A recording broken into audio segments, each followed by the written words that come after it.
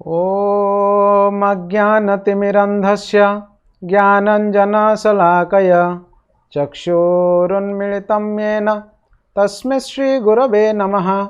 श्रीचैतन्यमनोभीष्टं स्थापितं येन भूतले स्वयं रूपकदा मह्यं ददान्ति स्वपदान्तिकं। वन्देऽहं श्रीगुरोः श्रीयुतपदकमलं श्रीगुरून् वैष्णवांश्च श्रीरूपं साग्रजातं सहगण रघुनाथान्वितं तं सजीवं साद्वैतं सावधूतं परिजनसहितं कृष्णचैतन्यदेवं श्रीराधा कृष्णपादान् सहगण ललिता श्रीविशाखान्वितंश्च। हे कृष्ण करुणा सिंधु दीनबंधु जगत्पते गोपेश गोपिका कांत राधा कांत नमस्तुते। तप्त कांचन गौरांगी राधे वृंदावनेश्वरी वृषभानुसुते देवी प्रणमामि हरिप्रिये।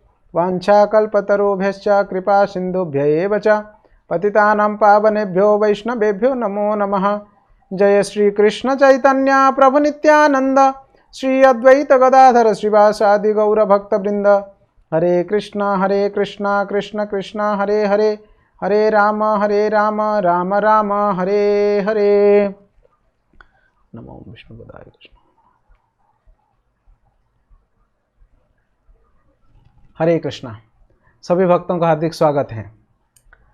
तो आज पांचवा दिन शायद है ना, पांचवा दिन है ना आज, तो पांचवा दिन है कृष्ण लीला का। तो हम लोग अध्याय क्रमांक 8 का चर्चा कर रहे थे। कल भगवान कृष्ण के नामकरण संस्कार के बारे में हम लोगों ने सुना, किस प्रकार से वसुदेव जी के द्वारा भेजे गए गर्गाचार्य जी जो यदुकुल के पुरोहित है, मगर वो आकर नंद बाबा के घर में, और वो भी घर में नहीं, गौशाला में भगवान कृष्ण और बलराम जी का नामकरण करते हैं। कृष्ण का नाम और बलराम जी का नामकरण संस्कार करके गर्गाचार्य जी वापस जाते हैं, और गर्गाचार्य जी नामकरण करने की वजह से नंद महाराज बहुत ही प्रसन्न थे। उसके आगे के बातों को देखेंगे। इन 20 नंबर श्लोक से लेकर जो 50-52 जो श्लोक हैं, इन श्लोकों में भगवान श्री कृष्ण के कुछ मधुर बाल लीलाओं का वर्णन किया गया, और साथ साथ में मधुर बाल लीलाओं का चर्चा किया गया, और साथ साथ में भगवान कृष्ण के विराट रूप दर्शन का भी लीला संक्षेप में किया गया है। 20 नंबर श्लोक सुखदेव गोस्वामी कहते हैं, शुक उवाच इत्यात्मानं समादिश्य गर्गे च स्वगृहे गते नंदः प्रमोदितो मेनो आत्मानं पूर्णमासिताम। नंद महाराज जी को भगवान श्री कृष्ण के विषय में उपदेश देकर गर्गाचार्य जी ने अपने घर चले गए। नंद महाराज बड़े प्रसन्न थे और अपने आप को बड़े सौभाग्यशाली मानते थे। कालेन ब्रजताल्पेन गोकुले राम केशवो जानुभ्यम सह पाणिभ्याम रिंगमाणो विजहृतु। अभी शुरू हुआ कृष्ण और बलराम के मधुर लीलाएं 21 नंबर श्लोक से, है ना। अभी तक तो भगवान ने हालांकि इस प्रकार से मधुर लीलाएं शुरू करने से पहले असुरों को मारने की लीला पहले ही भगवान शुरू कर दिए थे। प्रकट होने की 6 दिन में ही पूतना, फिर थोड़े दिन में तृणावर्त, और लगभग 1 साल जब भी होने आया था, 3 महीना जब भी होने आया था, तभी तृणावर्त को और सकटासुर जैसे असुरों को भी भगवान ने मार गिराए थे। पूतना के लीला में भगवान ने अपना होंठों का ताकत दिखाया, सकटासुर में हाथों का पैरों का ताकत दिखाया, तृणावर्त की लीला में भगवान ने अपने हाथों का ताकत दिखाया। अभी कुछ और मधुर लीलाओं को करने वाले हैं भगवान। जैसे यहाँ पर कहा गया है, कुछ समय बीतने के बाद, यानी जब तृणावर्त का उद्धार लीला हो गया, नामकरण संस्कार भी हो गया। नामकरण संस्कार होने के बाद कुछ समय बीता, कुछ दिन बीता। उस टाइम पे काले न ब्रजताल्पे न गोकुले राम केशवो। देखो, जितने भी बाल लीलाएं हैं ना, वे भगवान कृष्ण अकेले नहीं करते हैं। वो बलराम जी लगभग साथ में रहते हैं, या तो उनके ग्वाल मित्र साथ में रहते हैं। कभी कभी बलराम जी नहीं रहते हैं, नहीं तो लगभग बलराम जी भी उनके साथ देते हैं। जैसे हम लोगों ने बलराम जयंती में सुना होगा, भगवान बलराम जी भगवान श्री कृष्ण के ही अंश हैं, उनका ही विस्तार हैं। हालांकि कृष्ण में और बलराम में कोई अंतर नहीं है। श्रील प्रभुपाद जी बलराम जी के बारे में क्या कहते हैं मालूम है? कृष्ण और बलराम जी का परिचय देते हुए प्रभुपाद जी कहते हैं, बलराम जो हैं वो गोरे कृष्ण है और कृष्ण जो है काले बलराम है। कितना अच्छा सेंटेंस है ना। रूपा जी कहते हैं कि बलराम गोरे कृष्ण है, Balram is white Krishna and Krishna is black Balram, मतलब काले बलराम है। प्रभुपाद जी का यह कहना था, वो ये कहना चाहते थे कि कृष्ण और बलराम ये दोनों में कोई अंतर नहीं है, दोनों एक ही व्यक्ति हैं और ये सत्य है। मगर हमारे लिए तो दोनों भगवान ही है, मगर अगर उधर कृष्ण की दृष्टि से अगर देखेंगे या हम अगर उसको सैद्धांतिक दृष्टि से देखेंगे, कृष्ण सेव्य भगवान है और बलराम सेवक भगवान है। भगवान ही है, वे अपने आप को विस्तार करते हैं किसके लिए? खुद के सेवा करने के लिए। कृष्ण अपने आप को विस्तार करते हैं बलराम के रूप में अपना ही सेवा करने के लिए। कितना अद्भुतता है ना भगवान की लीला में। वे अपने आप को विस्तार करते हैं खुद की सेवा करने के लिए, वो बलराम बन जाते हैं खुद की सेवा करने के लिए। इसलिए बलराम इतने प्रकार के सेवा और इतने मात्रा में सेवा करते हैं कि कोई उनके जैसा नहीं कर सकता है। ये बलराम जी का विशेषता है, सेवा करने में मास्टर है। उनका नाम अनंत क्यों पड़ा मालूम है? अनंत रूपों में भगवान की सेवा करते हैं, अनंत प्रकार की सेवा करते हैं भगवान का, इसलिए उनका नाम अनंत, या अनंत मुखों में भगवान का गुणगान करते रहते हैं, अनंत। तो बलराम जी 5 रसों में कृष्ण की सेवा करते हैं। हम जानते हैं भगवान की सेवा जो है 5 प्रकार के रसों से की जाती है, शांत रस, दास्य रस, सख्य रस, वात्सल्य रस और माधुर्य रस। पांचों के पांचों रस में बलराम जी सेवा करते हैं भगवान कृष्ण की, है ना। बलराम जयंती में हम लोगों ने सारे बातें सुने होंगे। तो अभी जो कृष्ण के साथ की लीलाएं भगवान शुरू कर रहे हैं, बलराम जी बाल लीलाएं, ये सख्य रस, साथ साथ में सेवा, साथ साथ में सभी मधुर लीलाओं को करना, एक मित्रवत, मित्र जैसा, ये सब अभी शुरू होगा अभी एक एक करके। काले न ब्रजताल्पे न गोकुले राम केशव, राम और केशव यानी कृष्ण। बलराम जी का 3 नाम रखा था गर्गाचार्य जी, याद है ना? क्या क्या बलराम जी का 3 नाम था, याद है कि नहीं? हाँ, बलराम जी का 3 नाम क्या क्या था? राम, बड़, है ना, और एक है संकर्षण, तो राम केशव। तो क्या कर रहे थे? कुछ समय बीतने के बाद क्या कर रहे थे राम केशव? जानुभ्यम सह पाणिभ्याम, जानु मतलब घुटने और पाणी मतलब हाथ। जानुभ्यम सह पाणिभ्यम मतलब घुटनों से और हाथों से। रिंगमाणो विजहतो, रेंगने लगे। आप छोटे छोटे बच्चों को जब ये रेंगना शुरू करते, आप लोग देखे होंगे कि पीठ के बल पर, पेट के बल पर लेटते हैं, पहले तो करवट बदलते हैं और उसके बाद अपने हाथों को और अपने पैरों को घसीटते हुए, हाथों को आगे के और खींचते हुए रेंगना शुरू करते हैं, ऐसे ऐसे करके, है ना। तो वो भगवान कृष्ण और बलराम दोनों रेंगने की लीला प्रारंभ किए, है ना। अभी अभी जो जो लीलाएं सब आएंगे, कभी कभी लोगों को ऐसा लगता है कि ओहो, मेरा बेटा भी तो ऐसे ही किया था, या मेरा बेटी भी तो बचपन में ऐसे ही रेंग रही थी। और कई बार अपना बच्चों को तुलना की कर देते हैं कृष्ण के साथ, नंद भगवान बाल गोपाल के साथ। हालांकि भगवान ने एक मनुष्य बालक की तरह लीलाएं जरूर की हैं, मगर उनमें दिव्यता ये है कि वो परम भगवान हैं, सबके बाप हैं, सबके सबसे पुराने व्यक्ति हैं, सबके कंट्रोलर है, पूरे संसार के मालिक हैं और उनको किसी चीज़ की करने की ज़रूरत नहीं है। परम भोक्ता है, सुप्रीम एंजॉयर, वो आके ऐसे कार्य कर रहे हैं, इसलिए उसमें दिव्यता है। हमारे बच्चों में और मतलब गृहस्थों के बच्चों में, भाई हमारे बच्चों में मतलब गृहस्थों के बच्चों में और भगवान में कोई समानता नहीं है। ये तो सांसारिक बच्चा है, पता नहीं आगे जाके क्या बनने वाला है, भक्त बनने वाला है या बदमाश बनने वाला है, ना इस्कॉन में ब्रह्मचारी बनने वाला है, कुछ पता नहीं, मगर वो तो परम भगवान है। इसलिए श्री कृष्ण की दिव्य लीलाओं को श्रवण करने से पहले कृष्ण के सिद्धांत को जानना जरूरी होना चाहिए। श्रीमद् भागवतम से पहले भगवत गीता को हमको जानकारी रखनी चाहिए, सिद्धांत से भगवान को समझना चाहिए।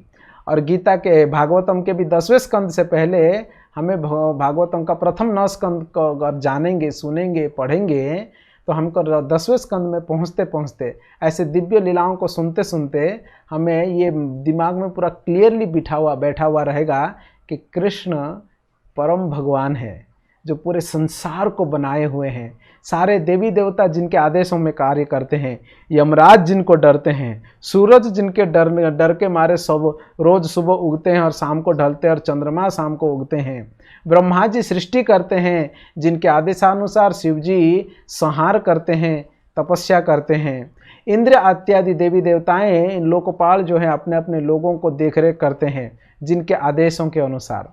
ऐसे परम भगवान अभी एक बाल लीलाएं कर रहे हैं, एक नन्हे से बालक के रूप में लीलाएं कर रहे हैं। मगर वो नन्हे से बालक के रूप में लीलाएं करने से पहले की लीलाएं देखो, ये नटखट लीला करने से पहले भी उन्होंने पूतना जैसा असुर और सकटासुर जैसे असुरों को मारा। ये भी वो बताना चाहते हैं कि प्रभु मैं आगे तो ऐसा नटखट लीलाओं को करूंगा आम बच्चे के जैसा, मगर मैंने पूतना और सकटासुर को भी मारा, मतलब मैं भगवान हूँ। तुम लोग उसको ध्यान में रखते हुए मुझे आगे सुनो। ये भाव है, इस प्रकार से हमको समझ रहना चाहिए। इसलिए कभी हमारे संतानों की तुलना कृष्ण के साथ नहीं किया जा सकता है, भौतिक व्यक्ति की तुलना।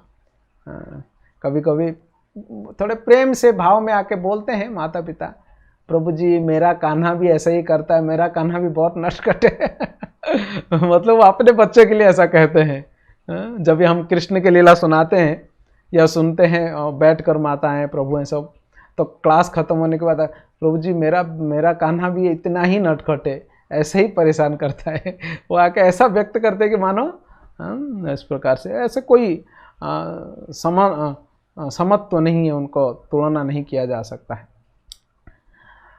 तो जानुभ्याम सह पाणिभ्याम रिंगमाणो विजय, तो वो भगवान जो है रेंगने लगे। एक प्रभुपाद जी ने तात्पर्य में बहुत सुंदर एक बात कहते हैं, एक ब्राह्मण भक्त का सेंटेंस को लिखते हैं, श्रुतिम अपरे स्मृतिम इतरे भारतम अन्ये भजन्तु भवभीताः अहम इह आनंद वंदे यस्यालिंदे परम ब्रह्म। कितना सुंदर बात कहते हैं, एक ब्राह्मण का बात यहाँ पर लिखते हैं प्रभुपाद जी। कहते हैं श्रुतिम अपरे स्मृतिम इतरे, अगर कोई व्यक्ति श्रुति को पढ़ता है, श्रुति मतलब वेदों का अध्ययन करता है, ठीक है, मुझे कोई दिक्कत नहीं है। अगर कोई पुराण इतिहास का अध्ययन करता है, मुझे कोई दिक्कत नहीं है।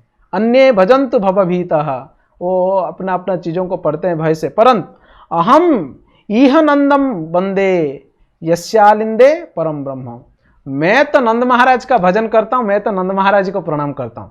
देखो क्या भाव होना चाहिए। क्यों नंद महाराज जी को प्रणाम करते हो, नंद महाराज जी को पूजा करोगे? क्योंकि यस्यालिंदे परम ब्रह्म, जिनके आंगन में स्वयं परम ब्रह्म रेंगते हैं, जिनके आंगन में स्वयं परम ब्रह्म रेंगते हैं, उस नंद महाराज जी का मैं पूजा करता हूं, ऐसे कहते हैं। ये महानता है नंद महाराज और यशोदा रानी का। आगे आगे और देखेंगे नंद यशोदा की महानताओं को। 22 नंबर श्लोक में, तावंग्रियुग्मन अनुकृष्य सरीसृपन्तौ घोष प्रसोप घोष रुचिरम ब्रजकर्दमेषु तन्नादहृष्ट मनसा वनुसृत्य लोकम मुग्ध प्रभीत बधु पेय तुरंती मात्रो तभंग्रि युग्मम अनुकृष्य सरीसृपन्तौ घोष प्रघोष रुचिरम ब्रजकर्दमेषु। तभी भगवान ने क्या किया है, अद्भुत लीलाओं को करना शुरू किए। अपने पैरों के बल पर भूमि में गोबर तथा गोमूत्र उत्पन्न करने कीचड़ वाली, नहीं रुको,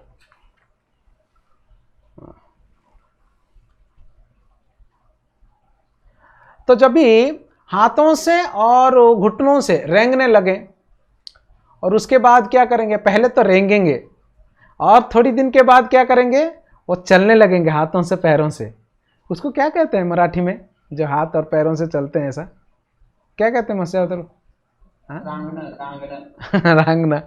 तो पहले सरीसृपों के जैसा, सरीसृप मतलब जैसे कि सांप इत्यादि हो गए ना, वो कैसे चलते हैं, उनके पेट भी जमीन पर लगा हुआ रहता है। तो पहले तो बच्चे वैसे चलते हैं, उनका हाथ पैर पेट सब जमीन पे लगता है। फिर थोड़ी दिन के बाद वो उठ जाते हैं, उनके पेट नहीं लगता है, फिर हाथ और मतलब पैर घुटने ही रहते हैं। और उसके बाद घोष प्रघोष रुचिरम, और जब भी ऐसे चलते थे, जब भी हाथों से और पैरों से जब भी रंगते थे, तभी कुछ आवाज आते थे उनको। क्यों? क्योंकि माता यशोदा और रोहिणी माता दोनों बच्चों को पैरों में, हाथों में, है ना, कमर में, सब कमर में कमरबंद, पैरों में पायल, हाथों में भी कंकड़, बहुत सुंदर सुंदर सोने का, है ना, चांदी का सब बनाकर उसमें झुमके लगे हुए रहते हैं, वो सब पहनाए हुए रहते, दोनों बच्चों को पहनाए थे। इसलिए लोग जब भी चलते थे ना, तो तभी वो हाथों का पैरों का आवाज़ आता था, रुंझुन रुंझुन आवाज़ आता था। और ये आवाज़ सुन के उन दोनों भाइयों को बहुत अच्छा लगता था, और चलते थे, और थोड़ा थोड़ा चलते थे जोर जोर से। आप कभी देखें बच्चों को, फर्स्ट टाइम अगर कुछ छोटे छोटे चप्पल आते हैं बच्चों के लिए, उस चप्पल को पहनाएंगे ना, और बच्चे जब भी चलने लगेंगे ना, उसमें कुं कुं करके आवाज़ आता है। ऐसा चप्पल देखा? और फर्स्ट टाइम जब भी बच्चे को पहनाओगे ना, बहुत बहुत चलेगा वो चप्पल पहनकर, बहुत भागेगा इधर उधर, क्योंकि उसमें आवाज़ आता रहता है, उसको बहुत अच्छा लगता है। ठीक वैसे ये दोनों भाइयों के पैरों में, हाथों में और कमर में भी कमरबंद होता है। आजकल कमरबंद तो शायद ही कोई पहनते होंगे, नहीं तो बचपन से कमरबंद होता है। कमर में भी मतलब चांदी के वगैरह बहुत सारा पहनाया जाता है, तो और कुछ पहनते नहीं है। ऐसे आजकल तो जन्मजात शिशु को ही मतलब कवर पहना देते हैं एकदम से, पैंट शर्ट, फिर मोजे, टोपी, फिर उसके ऊपर एक बैग होता है, वो बैग के अंदर डालेंगे, फिर उसके ऊपर कुछ और होता है। आजकल तो कुछ ऐसे रेडीमेड पैंट भी आते हैं, वो पैंट आते हैं कौपिन जैसा, उसको पहनाते हैं ताकि वो मलमूत्र भी, मतलब वो बच्चा अगर सुसु करेगा तो वो उसी के अंदर चपक के रह जाएगा, बाहर नहीं आएगा। ऐसे ऐसे सब चीज़ें आ गए हैं आजकल। पहले तो वो सब नहीं हुआ करते थे, बच्चे तो ऐसे ही रहते थे, उनको ये सब पहनाते थे, कमरबंद और हाथों में पैरों में, वो तो रुंझुन आवाज़ करते थे। तो दोनों भाई और जोर जोर से चलते थे जब भी वो आवाज़ करते थे, और चलते चलते कहाँ चले जाते थे मालूम है? जैसे ही चलने लगे वो घर से बाहर निकल जाते थे, मतलब आंगन में निकल जाते थे। अभी ब्रज में घर के बाहर क्या होगा? धूल, गायों का गोबर और गोमूत्र और गोबर से धूल मिक्स होके मस्त वाला कीचड़ बना हुआ रहता था आंगन में। ऐसा आंगन शायद आप लोग देखे होंगे, क्योंकि बीड जो है वो इतना अत्याधुनिक शहर बना नहीं है। अभी मैं आया था वहाँ पर अभी भी खेत है, लोग खेतियों में जाते हैं, है ना, खेती करते हैं, है ना, गाय हैं और बैल भी हैं लोगों के पास है बैल, या ट्रैक्टर यूज करते हैं, है बैल भी हैं लोगों के पास, कुछ लोगों के पास होता है, हाँ ज्यादातर लोगों के पास ट्रैक्टर यूज। हाँ। तो पहले तो मतलब ब्रज मतलब भी देखो 9 लाख गाय नंद बाबा का था, तो आप विचार कर सकते हैं कि वो कहाँ रखेंगे। घर के इर्द गिर्द आंगन में सब जगह वही बछड़े गाय रहते थे, उनके गोबर गोमूत्र से सना रहता था। और ब्रज धूली जो है ना, वो एकदम से पाउडर जैसा, एकदम सॉफ्ट धूली, है ना, और वो धूली में गोमूत्र और गोबर पड़ के वो एकदम पेस्ट बना हुआ रहता था। और ये दोनों भाई बाहर चले जाते थे और उसी के ऊपर चलते थे, गोबर में गोमूत्र में चल जाते थे। और कभी कभी क्या करते थे ये लोग, जब भी चल के जाते, उनके शरीर में पूरा कीचड़ लग जाता था, पूरे शरीर में कीचड़ लग जाता था। और उनके इर्द गिर्द से अगर कोई माता जी जाएगी या कोई व्यक्ति अगर जाता था, ये बच्चे क्या करते हैं, उनके पीछे चलने लग जाते हैं। और थोड़ी देर जाने के बाद उनके लगता था, ओ ये अपना बाबा नहीं है, हाँ ये मैया भी नहीं है, तो फिर वापस आ जाते दौड़ के मुग्ध प्रभीत बधुपेत्य तुरंत मात्र, वो फिर से वापस धप आ जाते थे और आके यशोदा मैया के पास, अपने माँ के पास चले जाते थे। कभी कभी नया व्यक्ति आता है तो बच्चा उनके पास जाता है, मगर जब भी उसका चेहरा ढंग से देखता है या नज़दीक जाता है, उसको एहसास हो जाता है ये तो कोई पहचान का नहीं है, घर वाला नहीं है, तो वापस आ जाते हैं, फिर अपने माँ के पास चले जाते हो। तन्मातरौ निज सुतौ घृणयास्तु वन्त्यो पंकांगरागरुचिरा भूपगृह्य दोर्भ्याम दत्त्वा स्तनं प्रबिबतो स्म मुखं निरीक्ष्य मुग्धस्मिताल्पदसनम ययतु प्रमोदम। कितना सुंदर देखो। और जब वो माँ के पास चले जाते थे और माँ तुरंत अपने गोद में उठा लेती थी, और उस समय उनके पूरे शरीर कीचड़ कीचड़ से भरा हुआ रहता था, गोबर गोमूत्र धूल धूसर हुए रहते थे, मगर माँ वो सारा चीज़ों को नहीं देखती थी। ऐसे स्वाभाविक की जो माँ होती हैं वो बच्चा गंदा है, कीचड़ लगा हुआ है, ऐसे नहीं देखती है। उस बच्चे को मतलब संतान को देखते उसके अंदर इतना प्रेम उमड़ता है, वो बच्चे को गोद में ले लेती है। यशोदा मैया रोहिणी माता उसी प्रकार से करते थे। तन्मातरौ निज सुतौ, सुतौ मातरौ, मातरौ सुतौ, ऐसा क्यों? मतलब दोनों माताएं रोहिणी और यशोदा मैया अपने अपने बच्चों को निज सुतौ, है ना, अपने दोनों बच्चों को घृणियास्तुन्वन्ते, वो घृणा नहीं करते थे, वो तुरंत अपने उस पंख राग लगा हुआ तो उनको अपने शरीर में उठा लेते थे और उठा के उनको दूध पिलाया करते थे। और जब भी अपने छाती में लगा लेते थे, अपना स्तनपान करवाते थे, और स्तनपान कराते कराते अपने बच्चे को देखते थे, और बच्चा क्या करता था, दूध पीते पीते अपने माँ को देखकर मुस्कुराता था। हाँ, ये सुख केवल माँ को मिल सकता है। वो अपना दूध पिलाते हुए जब भी बच्चे को निहारती है, वो बच्चा भी माँ को निहारता है। और अब यहाँ पर कहा गया है मुग्ध स्मिता अल्पदसनम। अल्पदसनम का अर्थ होता है अभी भगवान के 2-4 दांत आ गए थे। सबसे पहले सामने वाला 2 दांत आएंगे ना, नीचे वाला और सामने वाले 2 दांत आएंगे, और जब भी वो मुस्कुराएंगे दूध पीते पीते तो वो वाला 2 दांत दिख रहा था, है ना, तो उनके वो दांत दिख रहे हैं और वो मुस्कुरा रहा है माँ को देखकर। और माँ उस बच्चे को दूध पीता हुआ और मुस्कुराहट को देख के यजु तो प्रमोद, प्रमोद मतलब प्रकृष्ट रूपेण आमोद, मतलब एकदम से प्रफुल्लित हो जाती थी, आनंद हो जाता था माँ का हृदय, माँ को एकदम आनंद हो जाती थी। साधारण तो बच्चे के लिए तो वही संपत्ति है कि संसार मुझको और कुछ नहीं चाहिए, केवल माँ और माँ का दूध चाहिए। माँ का दूध मिल गया तो बाकी सब कुछ भूल जाएगा। और ठीक उसी प्रकार से माँ के लिए भी सबसे बढ़कर आनंद जो है वो कब मिलता है, जब भी उसका संतान उसके स्तनपान करता है तो माँ को एक दिव्य आनंद जो है ना प्राप्त होता है।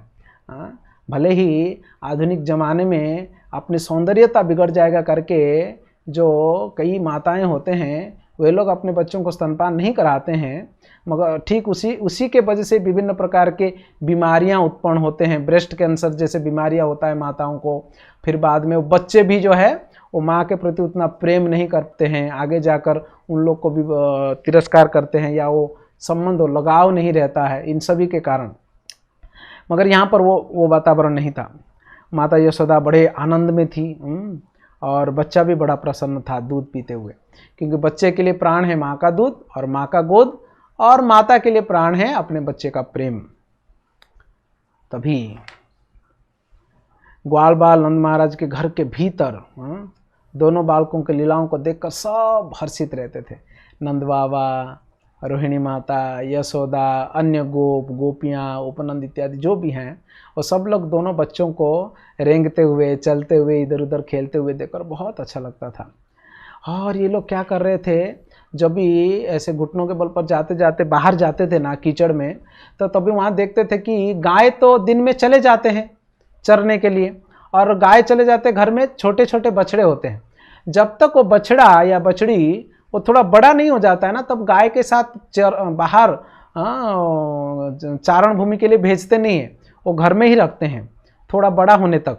तो ये घर में बछड़े रहते हैं, तो ये लोग जब भी जाते हैं बछड़े को देखते हैं तो जाकर बछड़ों का पूंछ पकड़ लेते थे दोनों भाई। तो जब भी बछड़ों का पूंछ पकड़ लेते थे बछड़े डर जाते थे। अभी कोई बछड़े का जाकर पूंछ पकड़ोगे तो बछड़ा डर ही जाएगा ना, तो बछड़ा उठ के भागने लगता था।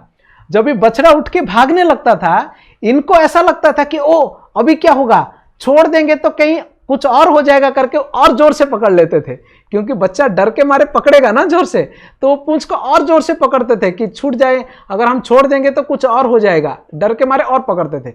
तो बछड़े भागते थे एकदम से डर के मारे, कोई पैर पकड़ लिया है, उनके पूंछ पकड़ लिया करके। तो एक स्लेज गाड़ी जानते हैं, बर्फ में चलता है स्लेज गाड़ी, उसको हिरन इत्यादि खींचते हैं, वैसे ये बर्फ में घसीटते हुए चलता है। वैसे ये दोनों भाई कभी कभी क्या करते थे, बछड़ों के पूंछ पकड़ लेते थे, और बछड़ों के पूंछ पकड़ लेते थे तो बछड़े डर के भागते थे, और ये भी क्या करते थे, डर के और जोर से पकड़ते थे। तो बछड़े जब भी भागते थे, ये दोनों भाई उस कीचड़ में घसीटते हुए कितने दूर दूर तक जाते थे। हाँ, और बछड़े उनको घसीटते घसीटते ले जाया करते थे। तो तभी दूसरे गोपियां देखते थे और यशोदा मैया को बुलाते थे कि यशोदा रानी जल्दी आओ, देखो देखो तुम्हारा संतान का करतूते देखो क्या कर रहा है, बछड़े का पूंछ पकड़ लिया है। तो नंद बाबा भी दौड़ के आ आते थे और सब देखकर बहुत हंसते थे। कृष्ण और बलराम की ऐसी लीलाएं देखकर कुछ गोपियां आश्चर्य हो जाते थे, हाँ करके देखते थे ये कैसे संभव है। मालूम है गोपियों में भी अलग अलग प्रकार की गोपियां होते हैं। जैसे कि भगवान के कुछ गोपियां हैं जो स्वयं नित्य धाम से आते हैं, ललिता विशाखा जैसे, है ना, वो नित्य सिद्ध होते हैं, वो लोग हमेशा राधा रानी के साथ ही रहते हैं वो लोग। और कुछ गोपियां हैं जो देवता है ना, देवता उनकी पत्नियां, देव कन्याएं, अप्सराएं, वो लोग गोपी बनकर आए हुए थे। जब भी भगवान जी ने बोले थे ना कि मैं आकर यदुकुल में और वहाँ गोकुल में लीलाएं करने वाला हूँ, तो सारे देवताओं को बोले थे आप पहले से वहाँ पर चलो करके। तो सारे देवता भी आ गए थे यदुकुल में और ये गोकुल में भी जन्म हुए थे, और साथ साथ में उनकी पत्नियां भी थे, हाँ, गोपियां। तो ये देव कन्याएं होते हैं कुछ। और कुछ होते थे ऋषिचारी, पूर्व जन्म में ऋषि रहे हैं, बड़े बड़े तपस्वी रहे हैं, मगर इस जन्म में वो लोग गोपी बने हैं कृष्ण की लीला के लिए। और कुछ गोपियां होते हैं, एक ग्रुप ऑफ गोपीज, उनको कहते हैं श्रुतिचारी गोपी। श्रुतिचारी गोपी का मतलब जो बड़े वेद शास्त्र हैं, श्रुति शास्त्र, वेद, उपनिषद, ये सारे उपनिषद भी एक एक गोपी बने हुए थे, हाँ? तो उनको श्रुतिचारी गोपी कहते हैं। तो वेदों में क्या बताया गया? वेदों में बताया गया है इंद्रियां कभी भी कृष्ण को यानी परम ब्रह्म को पकड़ नहीं सकते हैं। ये वेदों का निष्कर्ष है, क्योंकि भगवान का नाम है अधोक्षज। परम ब्रह्म का एक नाम क्या है? अधोक्षज। अधोक्षज का अर्थ होता है हमारे इंद्रियों से परे, इंद्रियां उनको कभी पकड़ नहीं सकते हैं, ये अधोक्षज का अर्थ होता है। और अभी ये श्रुति सारी गोपियां, मतलब ज्ञान है ना उनको सब, वो तो श्रुति हैं, वो देख रहे हैं कि बछड़े उनको खींच कर लेके जा रहे हैं। तो उनको क्या लगा, गो मतलब गौवे, गो मतलब इंद्रियां भी है, और गो मतलब गौवे कृष्ण को खींच रहे हैं। तो उन लोग को ऐसा लग रहा है कि इंद्रियां, जो गो मतलब इंद्रियां है, वो तो कृष्ण को कभी खींच नहीं सकते हैं, पकड़ नहीं सकते हैं, मगर ऐसे कैसे इंद्रियां कृष्ण को खींच के लेके जा रहे हैं? उनके भाव में ऐसा आ रहा है। आप समझ पा रहे हो ये बात? हाँ, गो मतलब इंद्रियां, गो मतलब गाय। श्रुतिचारी गोपियां सोच रहे हैं गो यानी इंद्रियां कैसे कृष्ण को खींच ले जा रहे हैं, ऐसा वो लोग सोच रहे हैं। हालांकि गाय खींच रहे थे, मगर फिर वो लोगों ने बोला, फिर दूसरे गोपियां, वो लोग बातें कर रहे हैं, कह रहे हैं कि नहीं नहीं, देखो भगवान तो अधोक्षज हैं, इंद्रियां तो उनको खींच नहीं सकते हैं, मगर कृष्ण चाहे तो उनके खिंचाव में आ सकते हैं।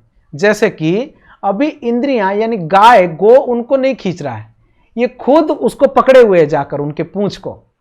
यानी हमारे इंद्रियों के द्वारा हम कृष्ण को तो नहीं जान सकते हैं, नहीं पकड़ सकते हैं, नहीं देख सकते हैं, नहीं बोल सकते हैं, मगर कृष्ण चाहे तो हमारे जिह्वा के ऊपर बैठ सकते हैं, हमारे दृष्टि के सामने आ सकते हैं। जैसे हम लोग गाते हैं, जगन्नाथ स्वामी नयन पथगामी भव, तुम्हें मेरे नयन के पथगामी भव करके हम जो प्रार्थना करते हैं कि आप मेरे दृष्टिगोचर हो जाइए करके, तो कृष्ण चाहे तो दृष्टिगोचर हो सकते हैं। हमारे इंद्रियां भले उनको नहीं पकड़ पाएंगे, मगर कृष्ण चाहेंगे तो हमारे इंद्रियों के सामने आ सकते हैं। जैसे कि अभी कृष्ण गौओं को पकड़े हुए हैं, पूंछ को पकड़े हुए, इसलिए गौवे उनको खींचे ले जा रहे हैं, गाय उनको खींचे ले जा रहे हैं। तो इस प्रकार के बड़े अद्भुत और बड़े दिव्य लीलाओं को भगवान करने लगे। फिर आगे माता यशोदा और रोहिणी बहुत चिंतित रहती थी। क्यों चिंतित रहती थी? स्वाभाविक ही, जब भी एक बच्चा धीरे धीरे से बड़ा होने लगता है और जब भी घुटनों के बल पर चलने लगता है और धीरे धीरे से चलना भी शुरू करता है, फिर वो क्या करेगा, घर से बाहर निकल जाएगा। और कुछ जानवर होते हैं जिसके पास सींग होता है, जिसका दांत होते हैं, ऐसे जानवरों को जाकर छेड़ेंगे वो लोग, उनको मालूम नहीं रहता है ना, ये कुत्ता है काटेगा करके, ये गाय है वो मारेगा करके, वो तो मालूम नहीं रहता है। वो बच्चे उनके पास चले जाते हैं, या तो कभी कभी माँ कुकिंग करती रहती हैं तो जाकर आग को पकड़ लेंगे। ये स्वाभाविक ही बच्चे करते हैं ऐसा, है ना। तो वैसे ही जो पूर्ण पुरुषोत्तम है, सर्वज्ञ हैं, वो भी ऐसे ही लीलाएं कर रहे हैं। वो कभी जाकर वो दांत वाले पशुओं को पकड़ लेते थे, कभी कभी माँ कुकिंग कर रही है तो जाकर वो क्या करते थे, माँ के आग को पकड़ लिया करते थे।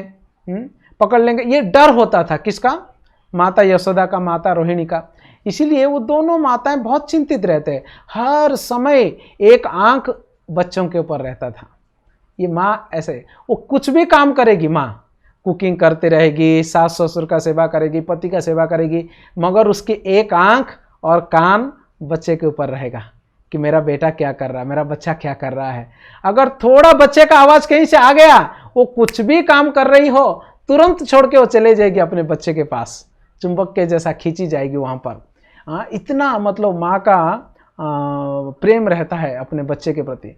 ठीक वैसे ही माता यशोदा और रोहिणी माता अपने बच्चों को घरेलू कामकाज करते करते अपने बच्चों की चिंता में हमेशा मग्न रहते थे और घरेलू कामकाजों में उनको बाधा आता था। यही असलियत में प्राकृतिक स्नेह है माता बच्चे को प्रति का। काले नाल्पेन राजर्षे राम कृष्णश्च गोकुले अदृष्ट जानुभिः पद्मीर विचक्रम मथुरंजसा। अभी भगवान ने क्या किया, अदृष्ट जानुभिः, दृष्ट मतलब घुटना, अदृष्ट जानु मतलब घुटनों के बल पर, मतलब नहीं, अभी वो घुटनों के बल पर चलना बंद कर दिया, अभी नहीं चल रहे हैं। इसका मतलब वो पैर पर पद्भिः विचक्रमतुः, अपने पैरों से चलने लगे चारों तरफ।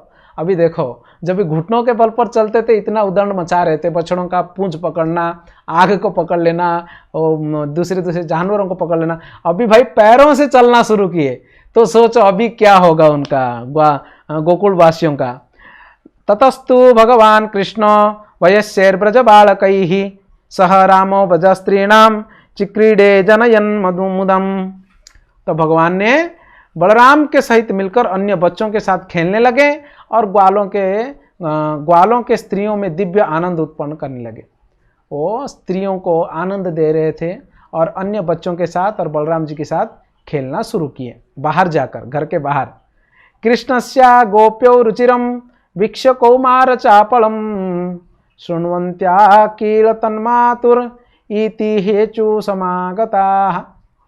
अभी शुरू हो गया भगवान के दिव्य लीलाएं, और विशेष रूप में भगवान श्री कृष्ण फेमस किसके लिए, माखन चोरी करने की लीला से। माखन चोर के रूप में बहुत फेमस है भगवान। तो ये लीलाएं भी शुरू की अभी भगवान। वो क्या करते थे, अलग अलग गोपियों के घरों में जाकर अलग अलग टेक्निक से माखन चुराते थे, अलग अलग टेक्निक से माखन चुराते थे। इस गोपी के पास जाकर जैसे माखन चुराएंगे, दूसरे गोपी के घर में दूसरे तरीके से घुसेंगे, तीसरे के घर में तीसरे तरीके से घुसेंगे। तो ये गोपियों को कृष्ण के माखन चोरी करने की लीला, बदमाशी करने की लीला, उदंड मचाने की जो लीला है, काम जो है, उनको सुनना बहुत अच्छा लगता था। लोग भले कहते हैं कि गोपियां कंप्लेन करते थे, गोपियों को परेशान करते थे, एक्चुअली गोपियां चाहते थे कि कृष्ण हमको परेशान करें। गोपियां चाहते थे कि कृष्ण हमारे घर में माखन चोरी करें। कृष्ण चाहते थे, क्षमा चाहता हूँ, गोपियां चाहते थे कि कृष्ण हमारे घर में आकर बदमाशी करे, और वो उस प्रकार से तैयार भी रखते थे। अगर किसी दिन कृष्ण आए नहीं किसी के घर में, तो बड़े परेशान हो जाते थे गोपियां। वो ढूंढते थे उसको कि कहाँ गया, आज हमारे यहाँ पर दिख नहीं रहा है। पूछते थे सबको, आज कहना कहाँ है, हमारे ये बाजू आया ही नहीं है। ये गोपियां हैं। देखो, कृष्णस्य गोप्य रुचिरम वीक्ष्य कौमार चापलम, अपने कुमार चापलता के लीला से वो क्या करते थे, गोपियों को आनंद प्रदान करते थे। सुनवत्या कील तन्मातुरिति होचु समागता।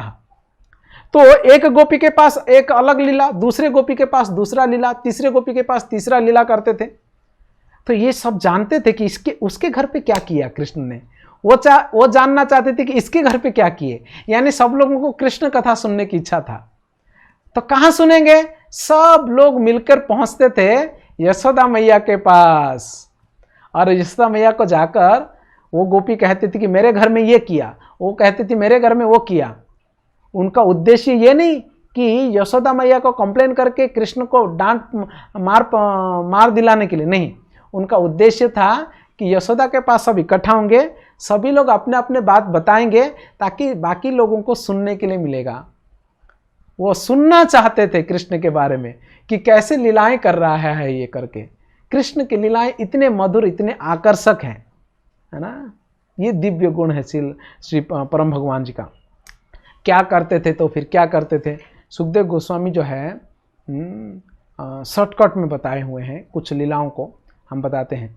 वत्सान मुंच क्वचित समये कोश संजात हास स्तेयम स्वादथ्यदधिपतः कल्पितैस्तेय योगैः मर्कान् भोक्षान् विभजति स चेतनाति भाण्डभिन्नति द्रव्यालाभे सगृह कुपितौ याश्चुकोपस्य तोकान। तो यशोदा के पास जाकर सब लोग कहते थे बच्चान मुंच क्वचित समय। क्वचित समय मतलब असमय पर क्या करता था? बछड़ों को छोड़ देता था। वह बछड़ों को छोड़ना मतलब क्या? आपके घर में गाय हैं तो आपको पता होगा, जब भी गाय का बछड़ा होता है और तभी गाय में दूध आता है, तो ग्वाला क्या करता है और गाय के बछड़े को अलग बांध के रखता है रात में और दिन में, और ठीक दूध दोने के समय वो गाय के बछड़े को छोड़ता है और थोड़ा सा दूध पीता है बछड़ा। दूध पीने के बाद फिर वो बछड़े को निकाल कर वो अपना दूध दोता है, और दूध दोने के बाद फिर बछड़े को छोड़ता है। उसको जो थोड़ा दूध चाहिए दूध लेता है, फिर बछड़े को छोड़ देता है। अगर बछड़े को अलग नहीं रखेंगे वो माँ का सारा दूध पी जाएगा, तो पी जाएगा तो ग्वाले को दूध नहीं मिलेगा। फिर ये लोग कैसे जिएंगे? ये लोग का भी तो आधार दूध ही है, दूध दही घी इत्यादि। दूध दही छाछ घी, यही तो इनका भी आधार है। तो बछड़े को छोड़ देते थे कृष्ण बीच में, और बछड़ा जाके गाय का पूरा दूध पी जाता था। और जब ये लोग दूध दोने के लिए जाते थे तभी दूध रहता ही नहीं था गाय के पास। ये बड़ा परेशानी का कारण होता था। हमारे मंदिर में एक नया गाय आया था। जो पहले मैं एक मंदिर में था, तो वहाँ पर एक नया गाय आया था, सुरभि नाम था उसका। तो उसका नया बच्चा हुआ, नंदिनी, बछड़ी हुई नंदिनी।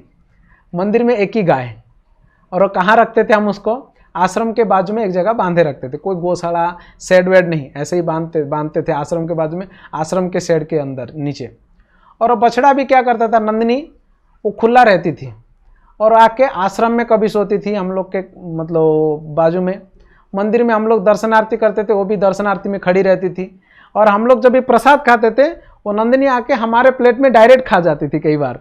मतलब वो बछड़े को ऐसा आदत पड़ गया था। और उसको दूध दोने के लिए एक भक्त का सेवा था, एक ब्रह्मचारी का। तो वो बछड़े को बांधता था अलग जगह, ताकि शाम को दूध निकले, वो जगन्नाथ जी के लिए होगा। दूसरे ब्रह्मचारियों का भी आइडिया रहता है ना। हाँ, ब्रह्मचारी मतलब वो खुले दिमाग वाले, उनका एक आइडिया है। दूसरा ब्रह्मचारी क्या सोचे, लेकिन देखो इसके माँ से इसको मिलाता नहीं है, वो सारा दूध ये खींच लेता है, बच्चे को क्या मिलेगा खाने के लिए? वो दोपहर को छोड़ देता था बछड़े को। जब भी बाकी ब्रह्मचारी सोते थे वो छोड़ देता था उसको। जिसका रेस्पॉन्सिबिलिटी रहता था दूध का, भगवान को दूध मिलता नहीं था शाम को, फिर लाने के लिए फिर बाजार में जाओ दूध लाने के लिए, वो उसको जमता नहीं था। वो चिल्लाने उठता था, कौन बदमाशी करता है, बछड़े को छोड़ देता है हमेशा, क्योंकि वो दूध पी जाता है करके। और वो चुपके से छोड़ देता था। उसको पता लग गया तो दोनों में झगड़ा हो गया, और वो चिल्लाने लगा बछड़े का दूध है, बछड़ा पिएगा। वो बोलता है कि भगवान को क्या लगेगा, ऐसा उन लोगों में चलता था। और मेरे पास आते थे दोनों मिलकर। मैं दोनों का झगड़ा सुन के किसके पक्ष में जाऊंगा? मैं हंसता था। मैं मतलब मेरे पास कोई सोल्यूशन नहीं है भाई, तू भी जो कर रहा है सही है, वो भी जो बोल रहा है सही है। वैसे भगवान कृष्ण क्या करते थे, बछड़ों को छोड़ देते थे। अच्छा, छोड़ने के बाद कभी कभी क्या होता था, वो घर मालिक या जो गोप हैं, वो उनको बहुत गुस्सा आता था। एकदम गुस्से में दौड़ाते थे कृष्ण को और भाग जाते थे। और अगर भागे नहीं, कभी कभी पकड़ में आ गए, मान लो अगर पकड़ लिया गोपी ने उसको, कान्हा क्यों ऐसे बदमाशी करता है, बछड़े को छोड़ देता है, अभी हमको दूध नहीं मिलेगा। अगर वो एकदम गुस्से में चिल्लाएगी वो गोपी, वो क्या करेंगे मालूम है, सुंदर सा मुस्कान देंगे, और उसके मुस्कान देख के वो गोपी का पूरा गुस्सा गायब हो जाता था। वो बेचारी हंसने लग जाती थी उसके साथ, और वो बोल रही है कि क्या बताएं यशोदा, इसको कभी कभी हम पकड़ के गुस्सा करते हैं, जब भी पकड़ते हैं ना इसको गुस्सा करने के लिए, वो इतना सुंदर मुस्कान देता है ना, हमारा गुस्सा गायब हो जाता है उसके सामने, हम क्रोध कर ही नहीं पाते हैं उसके ऊपर, क्योंकि हमको इतना हंसी आता है। और एक साथ साथ में हंसना और गुस्सा करना, ये दोनों एक साथ नहीं हो पाएगा ना। जैसे कि कहते हैं आप दो काम एक साथ नहीं कर सकते, जैसे कि गाल फुलाना और ठोठा करके हंसना, कर सकते हैं क्या आप ऐसा? गाल को भी फुलाएंगे और ऐसा हंसेंगे, ये दोनों एक साथ होगा? नहीं हो पाएगा। अगर आप गाल फुलाएंगे हंस नहीं सकते हैं, अगर हंसेंगे तो गाल फुला नहीं सकते हैं। वैसे ही गोपियां कह रहे थे कि हम दोनों काम एक साथ कैसे करेंगे, हमारे अंदर से हंसी रुक नहीं रही है, क्योंकि इतना हंसाता है हमको। वो उसका वो ऐसे मुस्कुराता है ना, उसकी मुस्कान को देख के ही हम लोग पूरा हमारा क्रोध चला जाता है।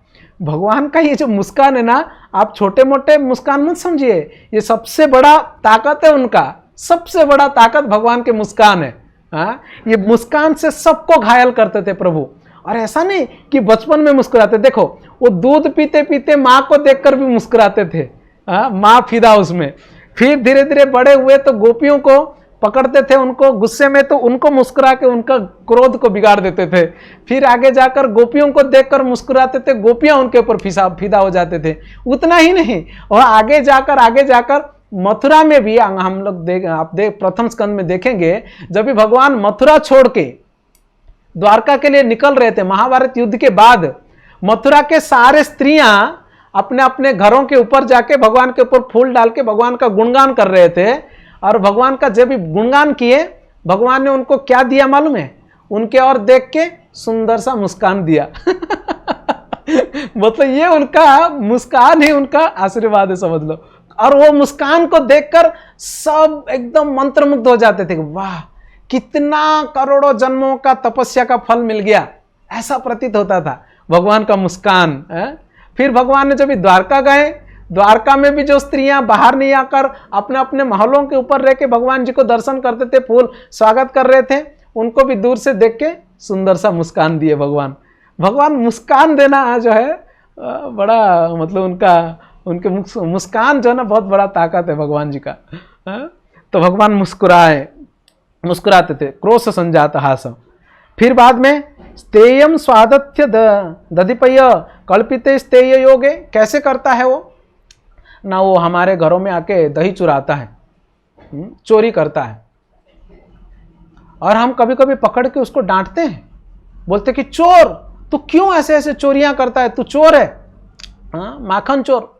तो हमारे ऊपर भड़क जाता है, बोलता है कि मैं चोर नहीं हूं, तू चोरनी है, तू चोर है, ये मेरा घर है, मेरे घर में मुझे माखन खाने में चोरी क्यों करूंगा मैं? और स्तेयम स्वादु, उसको चोरी करके खाना बहुत पसंद है, उसको बहुत अच्छा लगता है चोरी करके। स्वादु मतलब स्वाद लगता है उसको, मतलब यशोदा तेरे बेटे को चोरी के चीजों को खाने का जो स्वाद है उसको लग गया है, टेस्ट, ये उसी में रुचि लेता है ये लड़का। और हम पकड़ के मना करते हैं तो हमको डांटने लगता है, बोलता है मेरा घर है।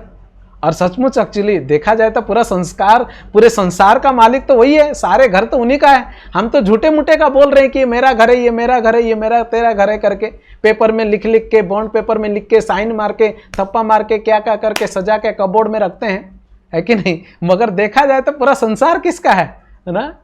हाँ, वो तो पूरे संसार का मालिक है। अहम सर्वस्य प्रभो मत्त सर्वम प्रवर्तते, मेरे से सब कुछ उत्पन्न होता है। तो क्या ये घर, संसार, द्वार, जमीन, गाड़ी, बंगलो, ये सब उनके सृष्टि के बाहर है क्या? तो वो सही कह रहे तो उनका ही घर है, मगर गोपियां सोच रहे हमारे घर है। तो डांटते तो गोपियों को डांटने लगते थे, और ये छोटा बच्चा ऐसा डांटते हुए देखकर गोपियां हंसने लगते थे। फिर वो कहते थे मालूम है, वो अलग अलग कल्पित स्तेय योग, चोरी करने के लिए अलग अलग उपाय ढूंढ लेता है। मानो मैया यशोदा कह रही है कि तुम क्यों उसको चोरी करने देती हो। अगर माखन खाता है, दही खाता है, दधी पय, दधी दूध दही माखन अगर वो चोरी करता है, आप उसको छुपा दो ना कहीं पर। दूसरी गोपी कहती है कि क्या बोले यशोदा मैया, हम जितना भी छुपाने के लिए कोशिश करते हैं वो तो कैसे भी कैसे करके खोज लेता है। अच्छा हाँ, वो खोज लेता है कैसे भी करके।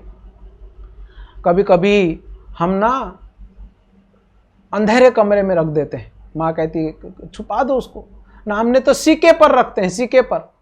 सीके को सीका जानते हो, सीका, सीका महाराष्ट्र में सीका ही कहते हैं ना। हाँ, तो सीके पर रख देते हैं हम लोग। तो क्या करता है, कभी कभी उखल के ऊपर चढ़ के निकाल देता है, और या तो कभी कभी एक सारे उसके झुंड आते हैं, झुंड गैंग आता है चोरों का, और सब इकट्ठा हो जाते हैं, एक दूसरे के ऊपर चढ़ने लगते हैं। हम तो आश्चर्य हो जाते हैं, ऐसे ऐसे आइडिया तेरे बच्चे के पास आता कहाँ से। वो एक के ऊपर दूसरा, दूसरे के ऊपर तीसरा चढ़ चढ़ के उस हांडी से माखन निकाल लेते हैं। दूसरी गोपी कहती है कि नंदरानी उतना बात नहीं, अगर वो माखन का निकाल के खाएगा तो भी ना तब पर भी अच्छा होता। पहले तो वो खुद खाता है, फिर वो अपने जितने भी चोर साथियां हैं सबको खिलाता है। अभी ये खा के पेट भरता है, उसके साथियों को खिला के पेट भरता है, सब लोग खा के पेट भरने के बाद फिर भी अगर हमारा माखन बच जाता है, ये बदमाश बंदरों को बुला के भी खिला देता है हमारे घर में। बंदरों को बुलाकर कहता है कि खाओ खाओ करके। एक आचार्य, एक भक्त कहते हैं भगवान बंदरों को बुला बुला के खिला रहे थे। मरकान भोक्षण, मरकान भोक्षण, बंदरों को खिलाते हैं। एक भक्त कहते हैं कि हाँ खिलाइए खिलाइए, आपके पत्नी को रावण से बचाने के लिए इन लोगों ने बहुत मेहनत किए थे, और आपने इन लोगों को ठीक से खाना पीना दिए नहीं थे ना, तो अभी खिला रहे हैं, उनको खिलाइए। क्योंकि राम के रूप में जब भी भगवान थे, सीता मैया को रावण के वहाँ से बचाने के लिए लंका में गए थे ये लोग तो जंगल में रहते थे ना, इनको खाने पीने के लिए मिलता नहीं था, असुर लोग सब बिगाड़ देते थे, तो भगवान इन लोग को खाने के लिए नहीं दे पाए, ऐसे कह रहे थे। हालांकि भगवान रामचंद्र कभी भी इन लोगों के खाने में कमी नहीं किए थे, वो भी वर्णन है। फिर भी ये एक ऐसा भाव व्यक्त करते हैं, भगवान सबको खिला रहे थे, मानो ऐसा कह कहकर पिछले बार तुम लोगों ने त्रेता में मुझे मदद किया था ना मेरे पत्नी को लाने में, उस टाइम पे तुम लोग ठीक से खाना पीना नहीं खाया था ना, अभी मेरे बाप का 9 लाख गाय है, जितना चाहे खाओ माखन, ये सब गोपियों का घर मेरा ही घर समझो, और आराम से खाओ, टेंशन मत लो।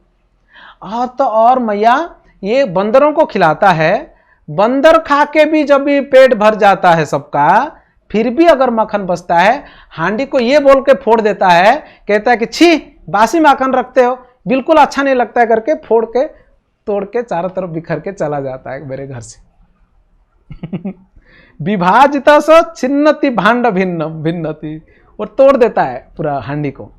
और तर द्रव्या लाभे सगृह कुपितो चात्यु प्रकाश ते कान, अगर हमारे घर में उसको अगर माखन नहीं मिला तब बड़े बदमाशी करता हूं, तब तो हद कर देता। तब क्या करता है, वो पूरा परेशान कर देता। हमारे जो बच्चे होते हैं, हमारे घर के छोटे छोटे बच्चे सोए रहते हैं, उनको जाकर चिमटी काट के रुलाता है, अगर हमारे घर में उसको खाने के लिए नहीं मिला तो।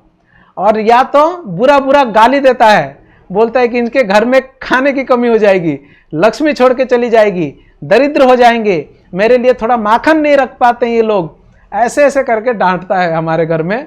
कहाँ से गालियां भी सीखता है स्त्रियों की जैसा, और सीख के डांट के चला जाता है। और तो और एक गोपी कहती है कि इतना तो करता तो ठीक रहता, मेरे घर में तो आके अगर मेरे घर में माखन मिला नहीं करके उस दिन सुसु तक करके चला गया, सारा कचरा भी मेरे घर में डाल दिया। है कि नहीं? ऐसे भगवान के सिद्धांत को जानना बहुत जरूरी है पहले, क्योंकि भगवान अगर सुसु भी कर दिए, भगवान अगर मलमूत्र भी त्याग कर दिए, तब पर भी एक्चुअली वो पवित्र ही होता है। वैसे तो सिद्धांत के दृष्टि से वो भगवान ही है, भगवान का अगर यूरिन भी वो भगवान ही माना जाएगा, क्योंकि पूर्ण से कोई भी अपूर्ण वस्तु निकलता नहीं है। उदाहरण के रूप में आप भागवत के ऋषभ देव की कथा सुन सकते हैं। ऋषभ देव जब भी अगर वो अपना मल त्याग करते थे कहीं पर, वो 10 माइल तक उसका सुगंध फैलता था। तो मल से कभी सुगंध थोड़े ना आता है, मल से दुर्गंध आता है और उसका नाम लेने से विकृत हो जाता है। मगर भगवान जी का मल जो है ना, मल नहीं होता है। ये हर व्यक्ति समझ नहीं सकता है। इसलिए कृष्ण लीला सुनने से पहले सिद्धांत समझना जरूरी होता है। चैतन्य चरितामृत में इसलिए कृष्णदास जी कहते हैं, सिद्धांत जानिया न करो आलस। सिद्धांतों को समझने के लिए आलसी नहीं होना चाहिए। कभी कभी कुछ लोग हैं, वो मस्त मस्त कथाएं सुनने के लिए बहुत अच्छा लगता है, हाँ मज़ा आ गया मज़ा आ गया। मगर जब फिलोसफी कहते हैं या फिलोसफी सुनने में आता है ना, उनको बोर लगता है, नींद आ जाता है। एक्चुअली फिलोसफी भी सुनना चाहिए। फिलोसफी सुनने से हमें कृष्ण के प्रति का प्रेम, कृष्ण के प्रति का भाव और दृढ़ हो जाता है, मजबूत हो जाता है। तो भगवान ऐसे ऐसे सब अद्भुत मतलब एकदम बदमाशी लीलाओं को, नटखट लीलाओं को करते थे। फिर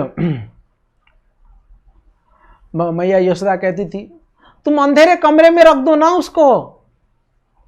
तो और एक गोपी कहती है, हमने अंधेरे कमरे में भी रख के ट्राई मारा तो क्या हुआ ना, पता नहीं, तेरा बेटा उस कमरे के अंदर जाता, ये दोनों तेरे दोनों बच्चे वो कमरे के अंदर जैसे ही जाते हैं ना, वो कमरा ही उजाला हो जाता है, सब कुछ दिखने लगता है। और एक गोपी कहती है, हाँ क्यों नहीं दिखेगा, इतने सारे हीरे मोती सब डाल के रखे रहते हैं उस अपने बेटे को प्रेम से, तो और उससे पूरा चकाचौंध हो जाता है हमारा अंधेरा कमरा। मैया यशोदा कहती है, ओए माँ ऐसा ही क्या, ठीक है मैं सारे हीरे निकाल देती हूँ मेरे बेटे से। और एक गोपी कहती है, नहीं नहीं नहीं नहीं मैया, एक्चुअली तुम्हारा बेटे का हीरे और मोतियों से चमक नहीं है, तुम्हारा बेटे के शरीर में ही कुछ है, उसके शरीर से इतना तेज निकलता है कि पूरा अंधेरा कमरा ही उजाला हो जाता है। बेचारे गोपियों को क्या मालूम, क्योंकि वो तो ब्रह्म तेज के आगार हैं, उन्हीं के शरीर से ब्रह्म तेज निकलता है कि नहीं। ब्राह्मणों ही प्रतिष्ठा, हम भगवत गीता में कहते हैं ब्रह्म उन्हीं से निकलता है। ये पूरा आध्यात्मिक जगत जो चकाचौंध रहता है तेज से, वो कहां से आता है? वो तेज भगवान श्री कृष्ण के शरीर से निकलने वाला तेज है। और उस तेज में से थोड़ा सा एक कण मात्र सूर्य को मिलता है, और सूर्य उस कण के शक्ति से पूरे भौतिक संसार में उजाला देता है। तो सोचो भगवान के शरीर से निकलने वाला तेज कितना होगा। वो तो भगवान कृपा करके इन लोगों को थोड़ा ही दिखा रहे हैं, रूम उजाला कर रहे हैं कि नहीं। तो गोपी, और एक गोपी कहती है कि नहीं, क्योंकि गोपियां हर हाल में नहीं चाहते थे कि कृष्ण को दुख पहुंचे, कृष्ण को हानि पहुंचाए, माँ यशोदा डांटे। वैसे तो ये गोपियां कुछ भी बोलते थे, माँ यशोदा डांटती थोड़ी थी, माँ कभी नहीं डांटती थी। वो देखती थी कृष्ण को, गोपियां ऐसे कहते समय, और वो भी वहीं खड़े रहते थे। वो पीछे माँ का पल्लू होता था ना, वो माँ का पल्लू लेके वो पीछे खड़े होके अपना सर बाहर निकाल कर थोड़े थोड़े करके गोपियों को देखते थे। और गोपियां कंप्लेंट करते थे, और उसमें से कुछ गोपियां चिढ़ जाते थे, देख उसको देख, वो कैसे मुस्कुरा रहा है पीछे। और जब भी माँ देखती थी चेहरा लटका देते थे, जैसे कि मानो कुछ नहीं जानते हो, उनके बारे में ये सब कंप्लेन कर रहे हो और घर में शांत बैठे हुए। फिर माँ यशोदा का मन बदल जाता था, माँ यशोदा गोद में ले लेती थी, मेरा बेटा तो ऐसा नहीं करेगा, मेरे घर में ही 9 लाख गाय है, भला वो क्यों तुम लोगों के घर में जाके माखन खाएगा, मेरे भेजे में तो कुछ उतर ही नहीं रहा है कि तुम लोग क्या बोल रही हो सब। माँ उसके चेहरा देखेगा, कोई विश्वास नहीं करेगा कि ये बच्चा इतना मतलब शरारती होगा करके, कोई विश्वास नहीं करेगा। बलराम जी जो है ना, एक ही स्वभाव के जो राइट है वो राइट है, जो रॉन्ग है वो रॉन्ग है करने वाले, सीधा सीधा चलने वालों में से बलराम जी। कान्हा वैसा नहीं है, ये करेंगे एक, बोलेंगे एक, और अपना एक्सप्रेशन देंगे दूसरा वाला। ये ऐसे वाले कार्य करते हैं। बलराम जी सही सही एक्सप्रेशन देंगे, सही सही कार्य करेंगे, उल्टे सुल्टे कार्य में फंसेंगे नहीं, ऐसा। तो ये कान्हा का कार्य है। तो इस प्रकार से सारे गोपियां कंप्लेन करने के बहाने यशोदा मैया के पास तो आते थे, मगर उनका उद्देश्य कंप्लेन करना नहीं था। उनका उद्देश्य था कि वो एक दूसरे के घर में करने वाले कृष्ण के लीलाओं को सुनना चाहते थे, ये उन लोगों का उद्देश्य था। इसलिए आके वो यशोदा मैया के पास कहते थे। अलग अलग गोपी अलग अलग पास टाइम बताती थी, अलग अलग लीलाएं वो वहाँ पर चर्चा करते थे। उसके बाद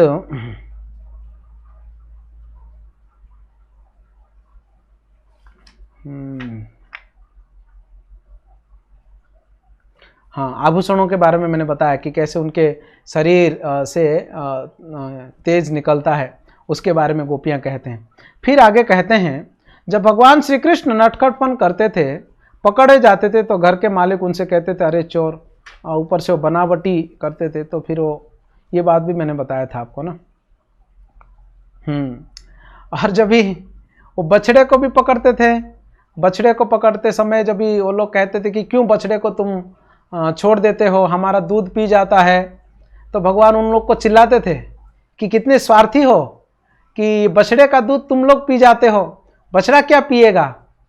और फिर कभी कभी कहते थे कि मेरा क्या है, मैं तो तुम्हारा बछड़े के लिए छोड़ देता हूँ, बछड़ा पिएगा तो हृष्ट पुष्ट बनेगा, बड़ा गाय बनेगा, वो भी बहुत ज़्यादा दूध देगा, इसलिए मैं छोड़ देता हूँ। ऐसे ऐसे बातों को उल्टा पुल्टा सब बोल के सब लोगों को जो है ना हंसाते थे और सभी लोगों को आनंद प्रदान करते थे। गोपियाँ भले ही माखन चोरी करने के बारे में आके मैया यशोदा को कहते थे, मगर प्रतिदिन गोपियाँ जो है अपने घर में माखन इस आशा से बनाते थे कि आज कान्हा आएगा और मेरे घर का माखन चोरी करके खाएगा। और वो छुपा देते थे माखन को, वो जानबूझकर ऐसे छुपाते थे कि कृष्ण को पता लगे कि मैं कहाँ रखी हूँ। कभी कभी छुपाने के बाद तो वो बोल देते थे कान्हा को कि नहीं मिला कान्हा, वो फलाना कमरे में जा और देख ऊपर कोने में रखा हुआ है। क्योंकि वे चाहते थे, कृष्ण वही कार्य करते हैं जो उनके भक्त चाहते हैं। भक्त चाहते हैं, गोपियाँ चाहते हैं कि कृष्ण हमारे घर में आए और कृष्ण हमारे घर में आकर माखन खाए। इसलिए कृष्ण उनके घरों में जाते थे और माखन चोरी करके खाते थे, ना कि गोपियों को परेशान करने के लिए। ये परेशानी में दिव्य आनंद होता था।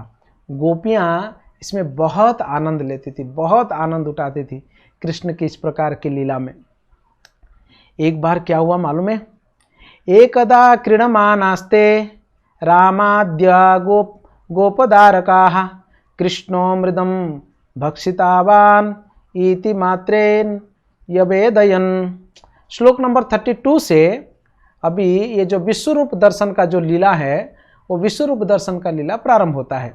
एक दिन की बात है, एकदा क्रीडमानास्ते, खेलते समय, जब खेल रहे थे तभी जो कृष्ण के साथ अन्य बालक खेल रहे थे, वो सभी लोग दौड़कर आकर माँ यशोदा को कंप्लेन करते हैं कि कृष्ण मृदम भक्षिता, कृष्ण जो है वो मिट्टी खाया है। माँ मैया मैया कृष्ण ने मिट्टी खाया।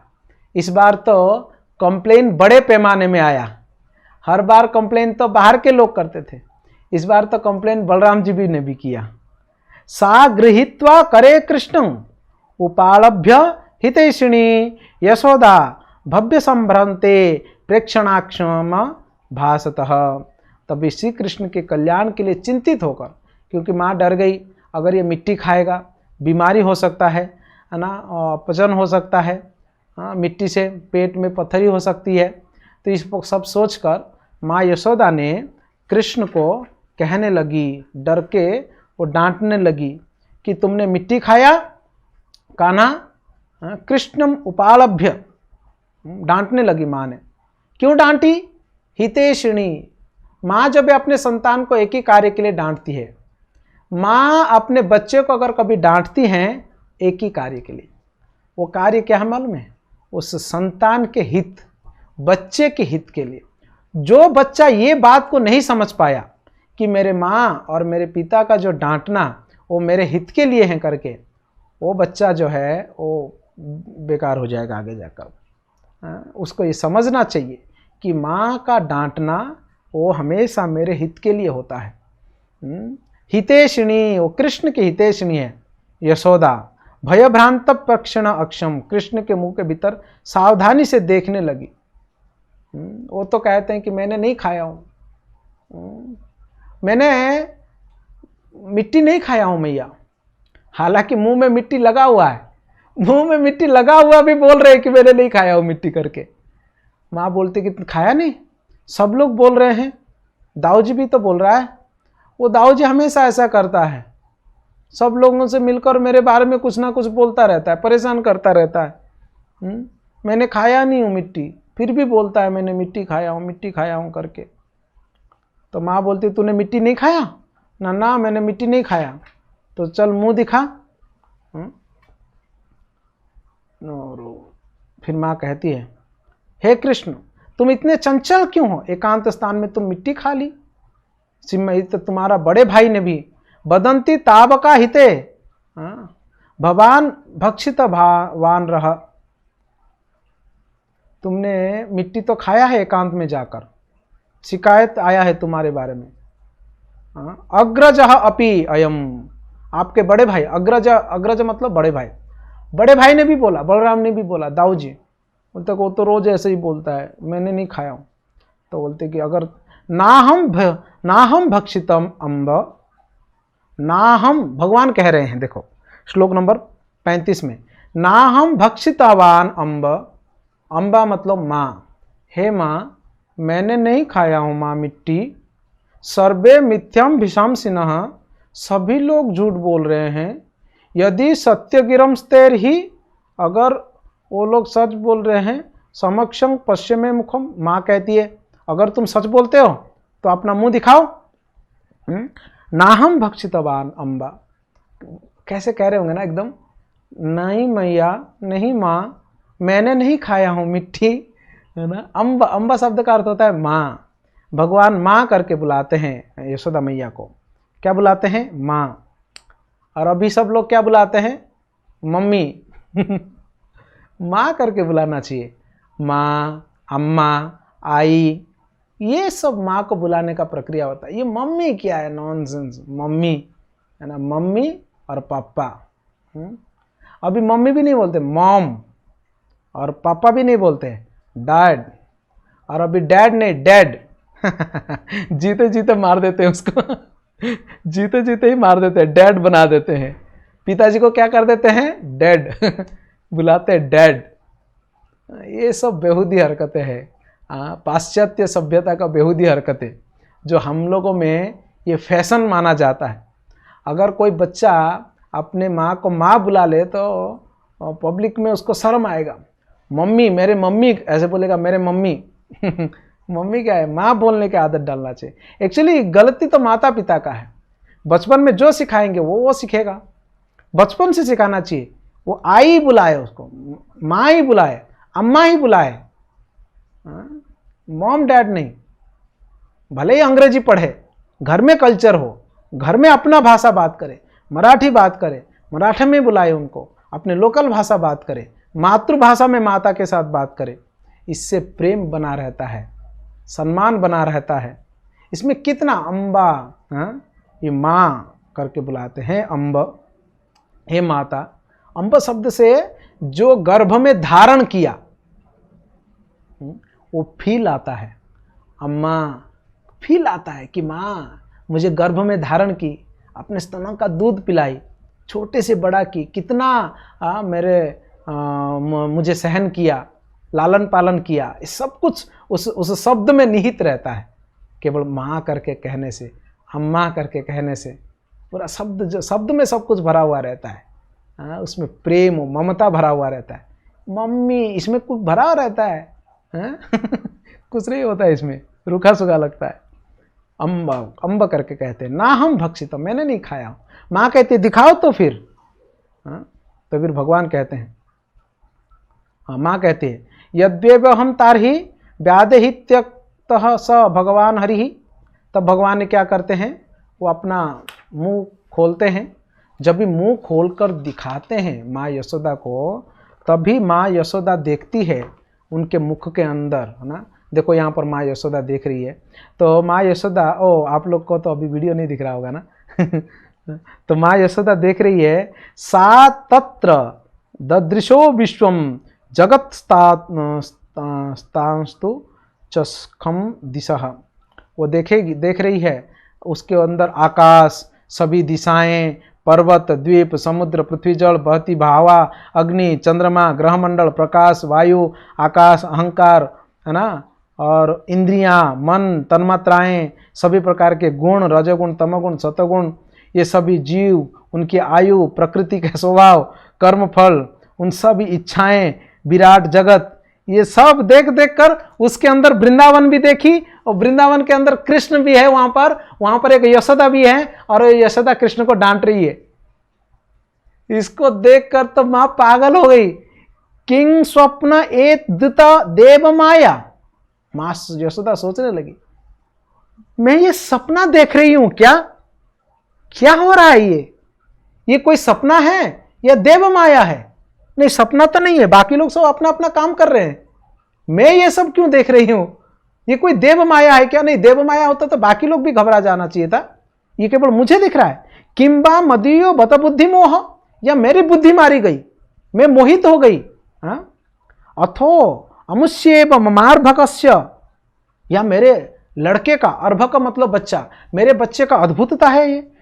यह कश्चनौपत्तिक आत्मयोग, अथवा मेरे बालक का ये कोई योग शक्ति है, मेरे बच्चे का कोई शक्ति है क्या? फिर वो सोचते कि ओ, मैं समझ गई, मेरा बेटा जो है ये साधारण बेटा नहीं है, ये स्वयं परमात्मा लग रहा है, भगवान पूर्ण पुरुषोत्तम लग रहा है। उन्हें नमस्कार करती हूँ। वो भगवान को पहले नमस्कार करने लगी, फिर वो सोचती है कि मेरे बच्चे का कोई योग शक्ति है क्या, ऐसे वो सोच रही है। क्योंकि भगवान बार बार क्या कर रहे हैं, अपने ऐश्वर्य दिखाना चाहते हैं। मैंने उन पूर्ण पुरुषोत्तम भगवान की शरण ग्रहण करती हूँ और उन्हें नमस्कार करती हूँ, जो मनुष्य की कल्पना, मन, कर्म, विचार तथा तर्क से परे हैं, विराट जगत के आदि कारण है, जिनसे संपूर्ण ब्रह्मांड पालित होता है। मैं साधारण नमस्कार ही कर सकती हूँ, क्योंकि वे मेरे चिंतन, अनुमान, ध्यान से परे हैं। फिर वो कहती है कि ये तो श्रीमद् भगवान की माया प्रभाव है, जो मिथ्या ही सोचती हूँ। ये नंद महाराज मेरे पति हैं, ये कृष्ण मेरा बेटा है ना, ये सब गाय और बछड़े, ये घर सब मेरा है ना, ये सब तो मैं फालतू का सोच रही हूँ। भगवान के नित्य अधीन हूँ, मैं तो भगवान के अधीन हूँ और वे ही मेरा अंतिम आश्रय हैं। वो सचमुच समझने लगी और वो भगवान को प्रार्थना करने लगी, ये संपूर्ण जगत मोह है, इनको पति समझ रही हूँ, इसको बेटा समझ रही हूँ। तो ये फिर इस ऐसे सोचते सोचते भगवान ने क्या किया मालूम है? इत्यम विदितत्वायाम गोपिकायाम स ईश्वरः वैष्णवीं व्यतनोन्मायम पुत्र स्नेह मयि विभु। भगवान ने अपने योग माया को प्रेरित करके माता यशोदा के अंदर उत्पन्न होने वाला ऐश्वर्य ज्ञान को भुला दिए। अभी अभी सोच रही थी कि मेरा बच्चा के कोई योग शक्ति है क्या, मैं तो इस संसार में कहाँ फंसी हूँ, मैं तो भगवान के अधीन हूँ, ऐसे ऐसे सब बातें कर रही थी। तब तक भगवान ने योग माया को भेज के सब निपटा दिए। क्योंकि माँ का अगर ऐश्वर्य ज्ञान हो जाएगा, पुत्रवत वैसा स्नेह नहीं कर पाएगी, वो डांटना, वो स्नेह करना, वो सब नहीं कर पाएगी। जो देवकी को उस बारे में सुनेंगे आगे, वो नहीं कर पाती है ऐसा, जैसे यशोदा मैया करती है। क्योंकि यशोदा मैया के अंदर ऐश्वर्य का लेस मात्र भाव नहीं है, केवल माधुर्य प्रेम है, केवल प्रेम प्रेम प्रेम, मधुरता, वात्सल्य प्रेम, प्योर, एकदम से खांटी वात्सल्य, कोई चीज़ की मिलावटी नहीं है उसमें। ये यशोदा महारानी है। ऐसे कहा जाता है, राधा महाराज जी कह रहे थे कि द्वारकावासियों को जब ऐश्वर्य ज्ञान हो जाती है, बहुत देर तक टिका रहता है, मगर जब ब्रजवासियों को, जैसे यशोदा मैया जैसे नंद बाबा, इनको ऐश्वर्य ज्ञान होता है, भगवान कभी कभी अपना ऐश्वर्य दिखाते हैं, तो भी ज़्यादा देर टिकता नहीं है ऐश्वर्य। क्योंकि वो लोग अब कृष्ण से इतना आसक्त रहते हैं, ये मेरा बेटा है करके इतना मानते हैं कि ऐश्वर्य फेल हो जाता है वहाँ पर, उनके वात्सल्य के सामने ऐश्वर्य फेल हो जाता है। ऐश्वर्य काम नहीं करता है वहाँ पर भगवान का, केवल वात्सल्य काम करता है। और भगवान को ये पसंद है, भगवान को ये पसंद है। ऐश्वर्य ज्ञान से भगवान को इतना नहीं पसंद जितना ये प्रेम पसंद है, प्रगाढ़ प्रेम। भगवान ने अपने मुख के अंदर विराट रूप को दिखलाया, योग माया उससे भ्रम को तुरंत ही भुला दिया। यशोदा ने पूर्ववत अपने बच्चे को गोद में ले ली और बालक के प्रति हृदय में लगाकर उसको अधिक स्नेह मढ़ाया। इस प्रकार से वो प्रेम करने लगी यशोदा। ये यशोदा का परम सौभाग्य है त्रयाचोप निषद्धिश्च सांख्य योगेश्च सात्वते ही। पूर्ण पुरुषोत्तम भगवान के महिमा का अध्ययन तीनों वेद, उपनिषद और सांख्य योग ग्रंथ में अन्य वैष्णव साहित्यों के माध्यम से किया जाता है। फिर भी माता यशोदा परम पुरुष को अपना सामान्य बालक मानती है, अपना बच्चा मानती है। ऐसे ऐसे अद्भुत लीला करते हैं भगवान अपने मैया के साथ, नंद बाबा यशोदा मैया के साथ। परीक्षित महाराज जी को प्रश्न आ गया, यहाँ पर एक डाउट आया। क्या प्रश्न है मालूम है? कि यशोदा मैया और नंद बाबा के घर में भगवान पूर्ण पुरुषोत्तम श्री कृष्ण इस प्रकार के जो मधुर लीलाओं को कर रहे हैं कि परीक्षित महाराज जी को प्रश्न उठा कि ये नंद बाबा, ये यशोदा मैया क्या किया था, कौन सा पुण्य किए थे, कौन सी तपस्या किए थे, कौन सी भक्ति किए थे, जिसके वजह से स्वयं भगवान उनके घर में ऐसी अद्भुत लीलाएं कर रहे हैं जो बड़े बड़े देवताओं के लिए भी दुर्लभ है। श्री राज उवाच, परीक्षित महाराज जी कह रहे हैं, नंदः किमत् करोद ब्रह्मन् श्रेय एवं महोदयम् यशोदाश्च महाभागा पपौ यस्यास्तनम हरि। नंद महाराज ने ऐसा कौन सा पुण्य किया है जिसके वजह से भगवान हरि उनके घर में ऐसे लीलाएं कर रहे हैं? यशोदा मैया ने कौन सा पुण्य किया था जिसके कारण भगवान ने यशोदा मैया का स्तनपान करते हैं? क्या पुण्य किया था यशोदा ने? पीतरौ नान्व विन्देताम कृष्णो दाराभर्क को हितम गायन्त्यद्यापि कवयो लोकस्मलापहम। कृष्ण वसुदेव देवकी, वसुदेव जी और देवकी के पास भी ये फायदा, इस प्रकार की लीलाएं भगवान नहीं करते हैं। इन लोगों ने इतना सुंदर, नंद बाबा और यशोदा इतना सुंदर भगवान के लीलाओं का आस्वादन कर रहे हैं जो सौभाग्य देवकी वसुदेव को भी नहीं मिला। ऐसा क्या इन लोगों ने किया था? तो सुखदेव गोस्वामी कहते हैं, देखो ये दोनों जो है ना, द्रोण और वसुना, द्रोण और धरा, धरा और द्रोण करके ये वसु थे। वसु जो है 8 प्रकार के वसु होते हैं, 8 वसु होते हैं। स्वर्ग में जो देवता होते हैं ना, वो देवताओं का भी कैटेगरी होती हैं, अलग अलग कैटेगरी के देवता होते हैं। देवताओं में भी ऊंचे कोटि के ब्राह्मण होते हैं, देवताओं में भी इंद्र महाराज जी जैसे राजगादी को संभालने वाले लोग होते हैं, वाद्य यंत्र बजाने वाले होते हैं, ऐसे वसु होते हैं। तो ये जो देवताओं में से वसु थे, द्रोण और धारा करके, ब्रह्मा जी ने उनको आदेश दिया था। ब्रह्मा जी के आदेश को पालन करने के लिए वसु श्रेष्ठ द्रोण और उनकी पत्नी ने समेत ब्रह्मा से इस प्रकार कहा, उनको बोला था कि भूलोक में जाके गाय चराने का, गोचारण का कार्य करने के लिए द्रोण और वसु को, वसुओं में से श्रेष्ठ द्रोण और उनकी पत्नी धारा को, धरा द्रोण और धरा, ये दोनों पति पत्नी। तो इन दोनों ने ब्रह्मा जी के आदेश को तो पालन किया, बोले कि हम जाएंगे मगर हमें एक वर चाहिए। ब्रह्मा जी कहते हैं क्या चाहिए? ना हमारे संतान के रूप में हमें भगवान श्री कृष्ण को चाहते हैं। तो उन्होंने प्रार्थना किया ब्रह्मा जी से, कृपा करके हमें अनुमति दें कि हम पृथ्वी पर जन्म लें, जिससे परम ब्रह्म, परम नियंता तथा समस्त लोगों के स्वामी भगवान भी प्रकट हों और भक्ति का प्रसार करे। जीवन का चरम लक्ष्य जिन्हें ग्रहण करना है, इस जगत में उत्पन्न होने वाले लोग सरलता से भौतिकतावादी जीवन को दुखमय स्थिति को उबर सके। भगवान इस जगत में जन्म होंगे हमारे संतान के रूप में। तो ब्रह्मा जी ने तो तथास्तु बोला था, उनको ऊपर कृपा किया था। तो यहाँ पर कुछ बातों को सिद्ध करते हमारा आचार्यों ने क्लियर करते हैं, क्या ब्रह्मा जैसे एक देवता का आशीर्वाद काफी है एक व्यक्ति को भगवान दिलाने के लिए? पहला प्रश्न। दूसरा, कि भगवान का तो माता पिता नंद बाबा और यशोदा मैया है ना, तो फिर ये द्रोण और धारा कौन है? द्रोण और धरा ये लोग श्री कृष्ण को माता पिता बनने के योग्य बनते हैं। तो कोई व्यक्ति इस प्रकार के योग्य बनता है तो भगवान के जो शाश्वत माता पिता है, जैसे नंद बाबा और यशोदा, ये लोग उस शाश्वत माता पिता में समा जाते हैं।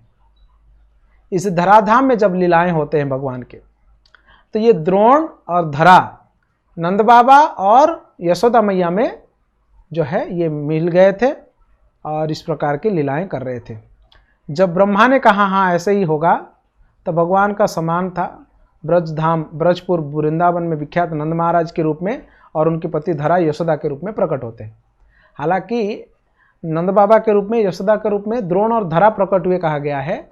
आचार्य कहते हैं कि नंद बाबा और यशोदा तो कृष्ण के शाश्वत माता पिता है और ये द्रोण और धरा नंद बाबा और यशोदा में समाये हुए थे, यानी इस जो नंद यशोदा थे उसमें द्रोण और धरा भी उपस्थित थे कृष्ण की सेवा के लिए। इस प्रकार से ततो भक्तिर भगवती पुत्री भुवे जनार्दने, तभी पूर्ण पुरुषोत्तम भगवान श्री कृष्ण नंद महाराज यशोदा के पुत्र बने। उन दोनों को निरंतर अचल दिव्य वात्सल्य प्रेम बनाए रखा। उनके सानिध्य में वृंदावन में उनमें सभी निवासियों गोप गोपियों के सहित श्री कृष्ण भक्ति की संस्कृति का विकास किया। कृष्णो ब्राह्मण आदेशम सत्यम कर्तु ब्रजे विभु सहरामो विशंसचक्रे तेषां प्रति स्वलीलया। इस तरह ब्रह्मा के वर को सत्य करने के लिए भगवान श्री कृष्ण ने बलराम समेत ब्रजभूमि वृंदावन में रहे।